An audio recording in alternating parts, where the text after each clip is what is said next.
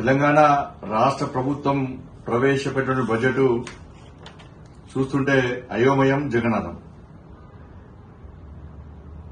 తెలంగాణ రాష్ట్ర ఉప ముఖ్యమంత్రి గారు, రాష్ట్ర ఆర్థిక శాఖ మంత్రి గారైనటువంటి శ్రీ బట్టి విక్రమార్క గారు ఈరోజు శాసనసభలో ప్రవేశపెట్టింది బడ్జెటా, అప్పుల పత్రమా స్పష్టం చేయాల్సిన అవసరం ఉంది.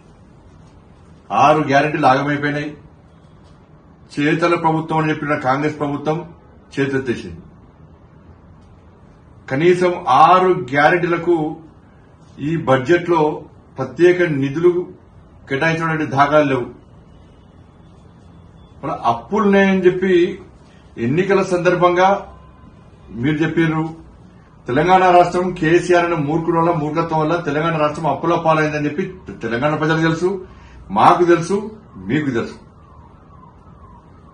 అప్పుల విషయం తెలిసిన తర్వాత కూడా మీరు ఎన్నికల్లో ప్రజలను మభ్యపెట్టి సంవత్సరం లోపల 6 గ్యారెంటీలు అమలు చేస్తామని మీరు ఈరోజు 6 గ్యారెంటీలు అమలు చేయకుండా ఈ అప్పుల పాలైంది, అప్పులలో ఉన్నాం, ఇక మేము రాబోయే రోజుల్లో కూడా 5 సంవత్సరాలు కూడా ఈ 6 గ్యారెంటీలను తీర్చలేమని చెప్పి తెలంగాణ రాష్ట్ర ప్రభుత్వం స్పష్టం చేసింది.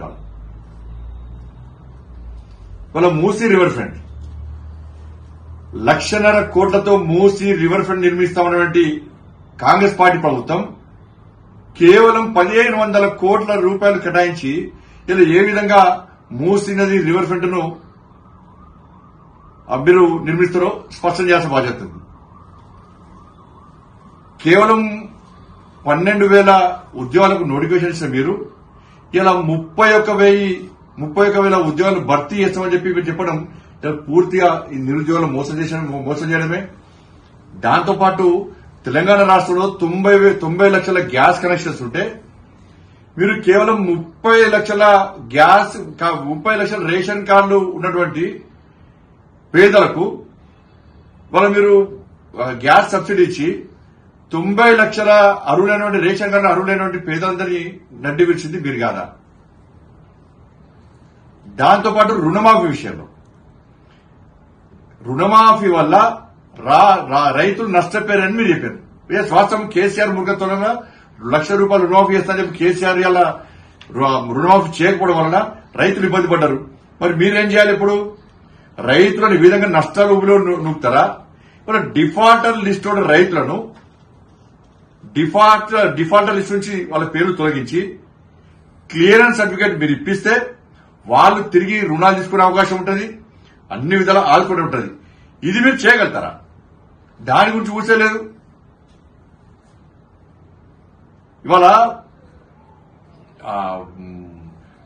మతానికి సంబంధించి భారతీయ జనతా పార్టీ మతతత్వ పార్టీ అని చెప్పి నిన్న మొన్న చాలా మంది అసెంబ్లీ వేదికగా మాట్లాడారు. ఇవాళ మీరేం చేశారు? మీకు హిందువుల పండుగలు అవసరం లేదు, మీకు హిందువులు ఓట్లేలే, హిందువుల ఓట్లు మీకు వద్దు, హిందువులంటే నిర్లక్ష్యం. మీకు ఒక వర్గం ఓటుతో గెలుస్తామని చెప్పి మీరు అనుకుంటున్నారు. ఆ వర్గం ఓట్ల కోసం బీఆర్ఎస్ పార్టీ మీరు పోటీ పడ్డారు. మేము ఎక్కడ మతం గురించి మాట్లాడలే.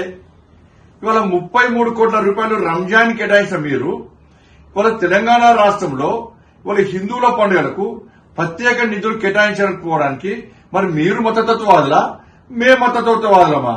అంటే మీరు ఒక మతానికి కొమ్ముగాస్తే మీరు సెక్యులర్ వాదు, మేము అన్ని మతాలను సమానంగా బట్టే మమ్మల్ని మతతత్వవాదులుగా చిత్రించుకొని మీరు దీనికి సమాధానం చెప్పాల్సిన అవసరం ఉంది. వాళ్ళు ఏమన్నారు? ఒక ప్లాన్ ప్రకారం ఇది ప్లాన్ ప్రకారం ఈ రోజు రాష్ట్ర ప్రభుత్వం బడ్జెట్ ప్రవేశపెడుతుంది. దాని విషయంలో ప్రజల్లో వ్యతిరేకత వస్తుంది.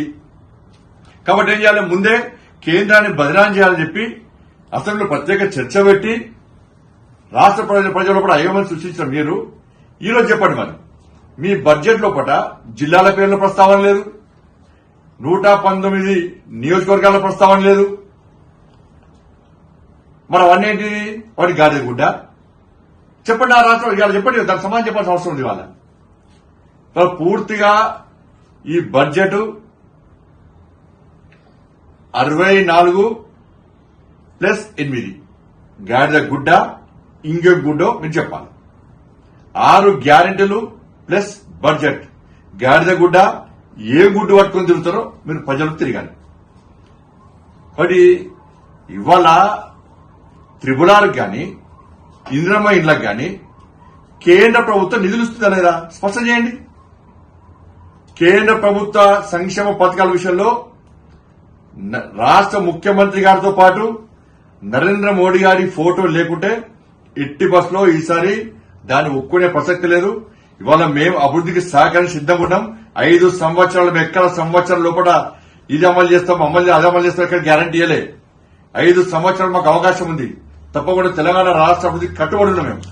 మీరు గత ప్రభుత్వం లెక్కనే ఇలా కేంద్ర ప్రభుత్వాన్ని తిట్టి దూరమయ్యే ప్రయత్నం చేస్తే అది మీకు నష్టం. తెలంగాణ రాష్ట్ర అభివృద్ధికి కట్టుబడి మేము ఉన్నాం. తప్పకుండా సహకరిస్తాం. కాబట్టి ఈ బడ్జెట్ విషయంలో రాష్ట్ర ప్రజలు ఆలోచించాలి. ఇది గాడిద గుడ్డ ఏం గుడ్డో కాంగ్రెస్ పార్టీ నాకు స్పష్టం చేయాలి.